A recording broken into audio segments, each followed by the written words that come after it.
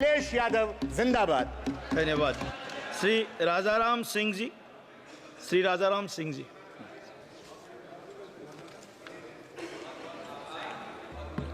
सभापति महोदय, मैं इस सरकार के बजट के खिलाफ में बोलने के लिए खड़ा हुआ, इसलिए कि ये बजट किसान विरोधी, छात्र युवा विरोधी, गरीब विरोधी बजट है। बजट ने जो पिछला चुनाव हुआ उस चुनाव के जनादेश का उल्लंघन किया है, उस जनादेश को पढ़ा नहीं है और बार बार झटका लग रहा है। उपचुनाव में भी झटका लगा, फिर भी ये बजट उसी तरह का पेश किया गया है। अभी हम थोड़ा सा एक आंकड़े की तरफ जाना चाहेंगे। लगातार कृषि बजट घटता चला गया है। किसानों के खिलाफ ये है। 19-20 में 5.44% था टोटल बजट का,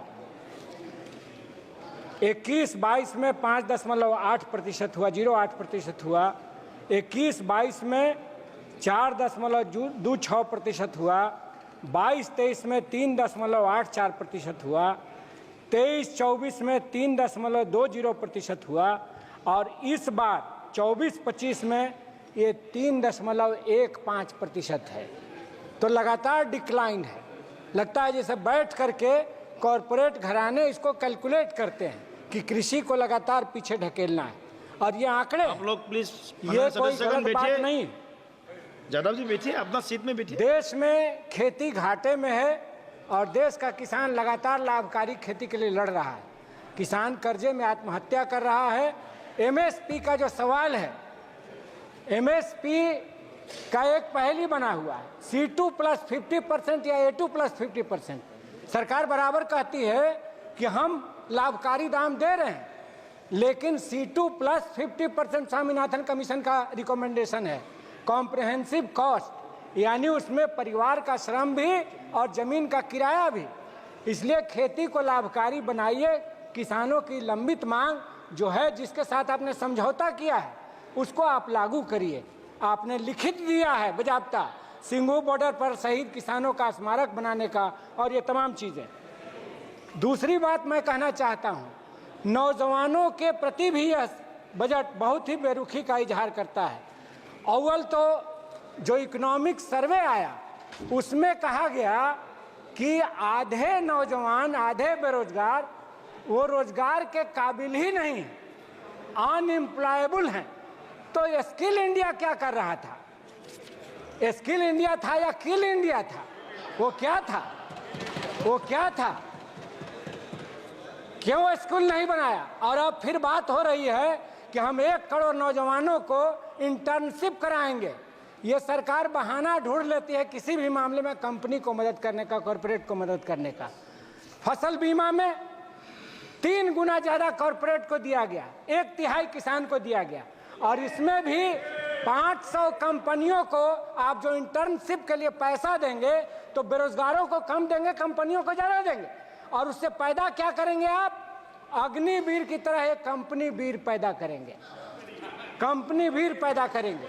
और फिर ये जो 1 करोड़ नौजवान कुछ दिन इंटर्नशिप लेकर के लौटेंगे देहात में, वे कैसे जिएंगे? आप कम वेतन पर इंटर्नशिप के जरिए आप कंपनियों की सेवा उनसे करवाना चाहते हैं। हम आपसे कहना चाहते हैं कि जो टैक्स जो आपने तय किया है, इसीलिए मैं कह रहा हूं कि कॉरपोरेट की सरकार है, गरीबों के खिलाफ सरकार है। टैक्स में आप जो 60% आम आदमी है उससे आपने 60% टैक्स तय किया है, और जो रिच हैं, सुपर रिच हैं, उनसे आप मुश्किल से 2% टैक्स लेते हैं। तो कैसे स्वास्थ्य और शिक्षा पर खर्च होगा? कैसे OPS लागू होगा, ओल्ड पेंशन स्कीम? कैसे विकलांगों को, गरीबों को 3,000 प्रति महीना मिलेगा सामाजिक सुरक्षा पेंशन? आप सुपर रिच को लगातार छूट दे रहे हैं। और हम आपसे कहना चाहते हैं कि अपने क्षेत्र की कुछ मांग रखना चाहते हैं। बिहार के विशेष पैकेज पर चर्चा जो चल रही है लगातार, इस सरकार ने विशेष पैकेज नहीं दिया। मैं उस समय बिहार विधानसभा में था जब झारखंड के साथ बंटवारा हुआ था। बिहार 450 करोड़ के डेफिसिट में था और झारखंड 2700 करोड़ के बेनिफिट में था। इसीलिए विशेष राज्य दर्जे की मांग उठी थी। उस समय Advani ji deputy prime minister थे और बिहार से सर्वदलीय शिष्टमंडल आया था मिलने। भाजपा अपोजिशन में थी और उस समय ये मांग उठी थी। आज इस सरकार ने विशेष राज्य का दर्जा नहीं दिया। और जो 3 सवाल थे, महोदय 1 मिनट, ये बहुत क्रूशियल क्वेश्चन है इसलिए 1 मिनट समय दिया जाए। जो क्रूशियल सवाल थे, इंटरनेशनल बॉर्डर से पानी आता है, बाढ़ में डूब जाता है बिहार, क्या उसका उपाय हुआ है? हम तो समझते हैं कोसी हाई डैम बनाने की बात थी, नेपाल में वो हाई डैम बनना है, सरकार ने उसके लिए कुछ नहीं किया है। दक्षिणी बिहार में जो बिहार के सिंचाई की कृषि अर्थव्यवस्था की रीढ़ थी, सोन कैनाल सिस्टम जो अंग्रेजी राज में बनी थी 1874 में, उस पर इंद्रपुरी जलाशय बनाने की मांग है, वो आज तक सरकार ने कोई पहल नहीं किया है। तो सिंचाई का व्यवस्था भी खत्म और बाढ़ नियंत्रण का भी मामला खत्म और गरीबी मिटाने का सवाल भी खत्म। बिहार में जातीय जनगणना हुई, राष्ट्रीय स्तर पर हमने उसको कराने की मांग की है। उसमें सोशियो इकोनॉमिक सर्वे में ये बात आई कि 34% लोग ऐसे हैं जिनकी आमदनी 6000 प्रति माह से कम है। उनको सरकार 2 लाख रुपया देगी। क्या इस पैकेज में वो शामिल है? तो गरीबी मिटाने का सवाल, बाढ़ नियंत्रण का सवाल, सिंचाई का सवाल, तीनों इस पैकेज में नहीं है। इसलिए हम कहना चाहते हैं कि आप बिहार को विशेष राज्य का दर्जा दीजिए, ढिंढोरा मत कीजिए कि हम धन्यवाद जी, राजाराम जी धन्यवाद। हम अपने क्षेत्र की 1-2 मांग, 1-2 चौहान जी सर 1-2 मांग उठाते हुए अपनी बात खत्म नहीं, करते आप खत्म कीजिए, आप समय हो गया आपको। एक बारून बिहटा रेलवे लाइन का निर्माण शीघ्र हो। आप बाद में डालमिया नगर आप शुरू में मैं धन्यवाद करता हूं कि आपने बजट 2024-25 की इस चर्चा पे बोलने का मौका दिया।